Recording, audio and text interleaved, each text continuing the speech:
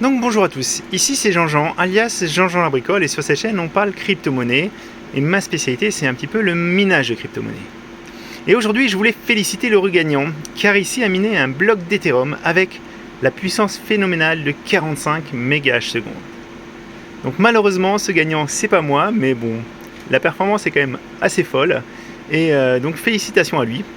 Donc j'en profite de cette vidéo pour vous reparler justement du solo mining versus pool mining, quels sont les avantages, les inconvénients et surtout à quoi il faut faire attention si vous voulez vous lancer en solo. Vraiment, que vous compreniez bien ce que vous faites. Parce que justement, avec la fin de l'Ethereum, on va avoir de plus en plus de petits coins à miner et la question du solo mining se pose. Donc on va regarder ça tout de suite après la transition pour passer sur l'ordinateur central. Transition avec les bruitages, comme d'habitude. Donc oui, on n'a jamais été aussi proche de The Merge, de la fin du ménage d'Ethereum. Tim Beiko nous le dit encore, et ils sont en train de voir pour lancer ça le 8 juin. Donc c'est vraiment très prochainement. 8 juin, déclaration d'impôt plus fin du minage d'Ethereum. Ça fait beaucoup, hein. Ça fait beaucoup. Avant ça, je voulais juste simplement vous montrer une création que j'ai trouvée vraiment bien. Quelqu'un qui a, pour l'été, en fait, a construit un système d'aération pour son rig. Donc il a pris une tente de culture, vous voyez, il a mis aussi ici des filtres, et il a mis ses extracteurs au-dessus avec des tuyaux en zinc, et l'extraction qui se fait ici. Donc je trouve que l'idée est très très bien, et c'est très bien réalisé. Vous voyez à l'intérieur comment il a fait pour que ça tienne bien les filtres. Je trouve ça vraiment très très propre, et c'est une très bonne chose à faire. Donc par contre, ne faites pas comme lui. Parce que lui, il a fait tout l'inverse, il a mis son rig de minage, à mon avis, il l'a stocké à côté de la laine de verre, et la laine de verre a tout recouvert, donc là, il y aura il est parti pour avoir tout à nettoyer. Moi, ce dont je voulais vous parler donc aujourd'hui, c'est du gagnant. Le gagnant, c'est lui. Alors, on ne sait pas qui c'est, en fait, on n'a pas l'adresse complète, mais vous voyez, le 25 mai 2022, une personne avec 48,25 MH/s qui a trouvé un bloc d'Ethereum, donc franchement, excellent. Excellent, et ça m'a rappelé un petit peu ce qui s'était passé à un moment, parce qu'il faut vraiment vous dire que c'est des anomalies statistiques, ça peut arriver, mais c'est extrêmement rare, c'est comme quand vous jouez au loto, la chance de gagner est quand même vraiment faible. Donc il n'y a pas longtemps, il y avait eu aussi un mineur Bitcoin cette fois-ci, qui avec un bloc érupteur avait réussi à trouver un bloc de Bitcoin. Donc les blocs érupteurs, c'est les petits ASICs à l'ancienne qui se branchaient en USB. C'est obsolète depuis très très longtemps, donc normalement ces machines ne devraient pas pouvoir trouver de blocs, vu que la difficulté du réseau est énorme, mais il y a toujours une infime chance que quelqu'un y arrive, et effectivement, peut-être que c'est un bloc érupteur, c'est quelqu'un qui les avait achetés à une brocante, qui les a branchés en se disant, bon ben on sait jamais, et il a réussi à gagner quand même 6,25 bitcoins avec ça, sachant que ça lui a peut-être coûté 5 € dans une brocante, ou qu'on lui a donné, clairement, parce que c'était pas censé fonctionner, donc faites bien attention. Parce qu'en fait, quand vous regardez un petit peu sur les réseaux sociaux, vous n'avez pas une représentation fiable de la réalité. Dans le sens où, je vous montre, en fait, ici, on a quelqu'un qui dit « Holy crap, there must be some kind of anomaly going on, I just find another block ». C'est quelqu'un qui a trouvé 3 blocs dans les 4 derniers jours sur de l'Ethereum avec 1,09 GH/s. Donc il a à peu près la même puissance que ma ferme, et il a réussi à trouver 3 blocs, ce qui est complètement fou en fait. Et effectivement, il a rentabilisé très rapidement son matériel. Mais statistiquement, il n'aurait pas dû être aussi chanceux. Donc il y en a beaucoup, il y a beaucoup de témoignages comme ça. Donc vous avez vraiment les témoignages des gagnants, mais il faut vous dire qu'à côté de ces gagnants qui ont trouvé 2 blocs en 3 jours avec 1 GH, il y a beaucoup de gens qui se sont lancés pendant des semaines, des mois, et qui n'ont absolument rien trouvé, parce que statistiquement, on ne devrait pas trouver de bloc. Et c'est ça qui m'amène au sujet, donc pour essayer de calculer un petit peu, pour savoir un petit peu si pour vous c'est quelque chose qui est envisageable, moi je vous conseille d'aller sur le site qui s'appelle CryptoCalc. Tout CryptoCalc, c'est Two Miners qui propose ça. Donc ce qu'il vous propose, c'est de mettre votre puissance. Par exemple, si je mets par exemple que j'ai 1,1 GH en Ethash, je peux regarder combien je vais gagner en pool. Donc là j'ai 0,41 Ether, je devrais gagner si je reste en pool. Et si je vais en solo, vous descendez. Et là, il y a mes statistiques d'obtenir un bloc. Donc vous voyez, la personne qui a eu 3 blocs avec 1 GH, elle est en anomalie statistiquement, elle n'aurait pas dû en trouver de blocs. Aucun.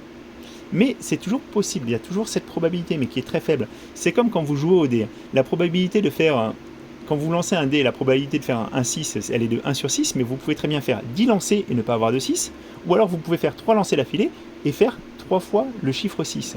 Mais statistiquement, vous avez quand même moins de chances d'y arriver. Vous n'avez pas une chance sur 6 d'arriver à faire 3 G et d'obtenir un 6. Donc il faut vraiment que vous vous en souveniez quand vous faites ça. Et je vais vous prendre l'exemple en fait sur l'Ethereum et on va rajouter un 0. Donc 11 000 MHz secondes. Donc là, vous avez quand même une ferme qui est quand même assez puissante. Donc cette ferme, si elle mine en pool, elle trouve 4,16 Ether par mois, donc 8100 $. Et si elle va en solo, qu'est-ce qu'on pourrait trouver avec cette ferme? Eh bien, on pourrait trouver jusqu'à 2 blocs. Mais ça, c'est si on est dans la moyenne, si on a une chance classique. Il se pourrait très bien qu'on ne trouve aucun bloc pendant un mois, voire même pendant 2 mois. Ou alors, on pourrait trouver un bloc dès le premier jour. Mais encore une fois, statistiquement parlant, là, vous avez le résultat à peu près des statistiques, vous devriez pouvoir trouver les 2 blocs. Et les 2 blocs, ça représente 7800 $. Alors, si vous le trouvez les deux, c'est très bien. Par contre, si vous n'en trouvez qu'un, vous aurez divisé par 2 vos gains. Et dans le cas où vous avez à payer pour votre électricité, pour tout ça, est-ce que c'est un pari que vous pouvez prendre? C'est ça la question que vous devez vous poser. Alors, c'est vrai que c'est en train de revenir maintenant avec la fin du minage Ethereum et avec le fait qu'il y ait une difficulté beaucoup plus basse sur les autres coins, vous pouvez vraiment être incité à miner en solo. Et j'ai pris par exemple l'exemple de l'ergo. Si par exemple je mets ma puissance, alors attendez, pour calculer en fait votre puissance Ethereum en Autolycos, il suffit de multiplier par 2 en fait, à peu près.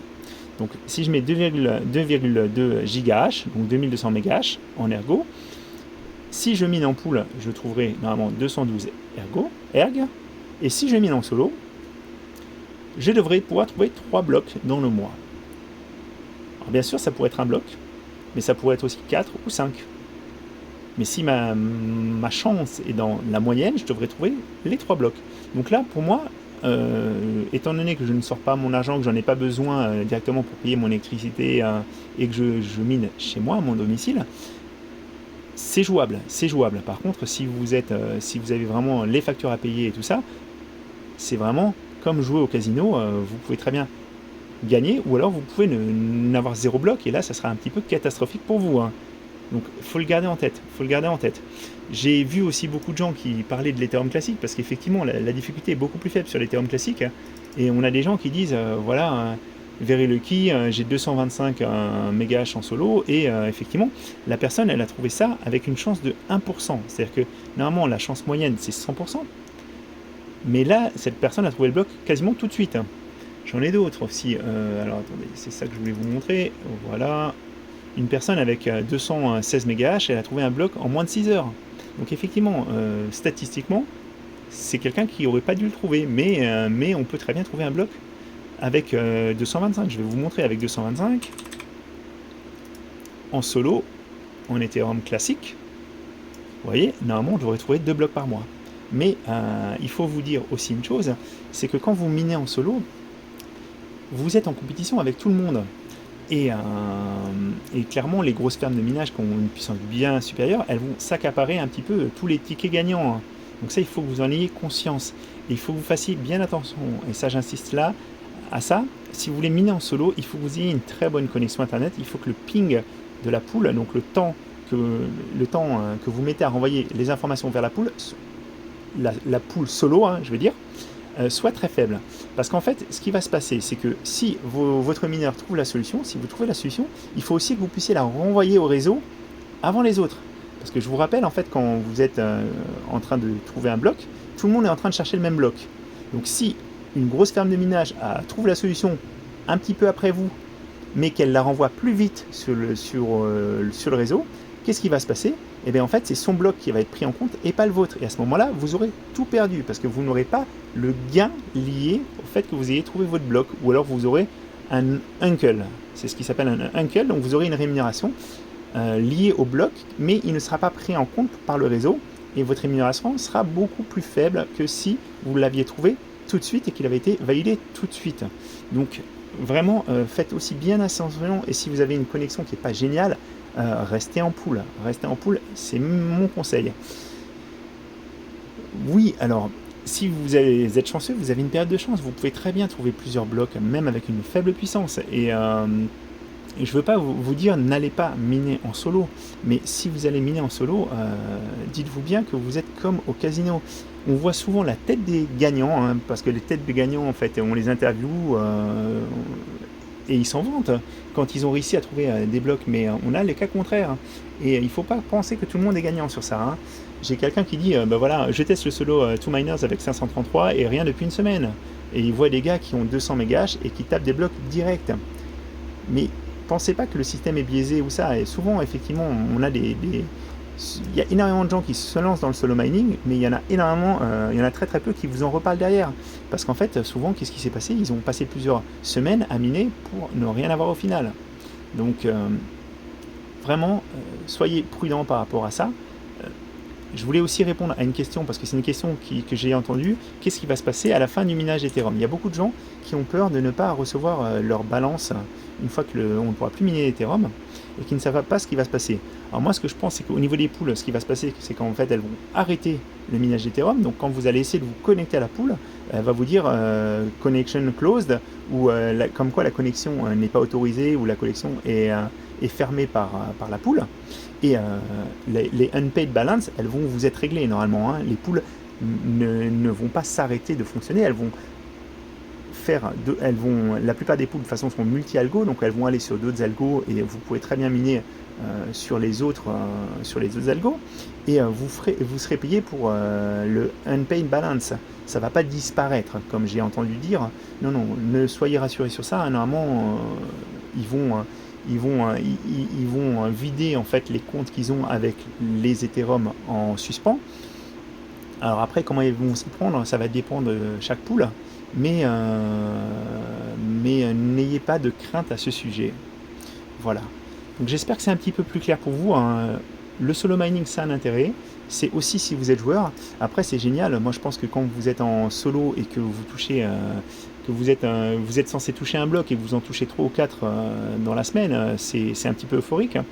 Comme quand le marché des cryptos est dans le vert, il y a des gens parfois, moi je sais en tout cas que ça joue sur mon moral, mais il faut vous dire aussi que vous risquez de faire un passage à vide et qu'il n'y a pas de règle. Vous pouvez très bien arrêter de miner et en fait quelques secondes après vous auriez trouvé le bloc, et vous pouvez très bien ne pas trouver le bloc pendant des semaines, en trouver un et en trouver 2 autres d'affilée avant d'avoir à nouveau une traversée un peu du désert. Voilà. Donc tout dépend de vous, de votre rapport aux crypto, de votre rapport à votre matériel et à son amortissement, à son fonctionnement. Donc c'était Jean-Jean et j'espère que ça vous a plu. Je vous dis à très très bientôt.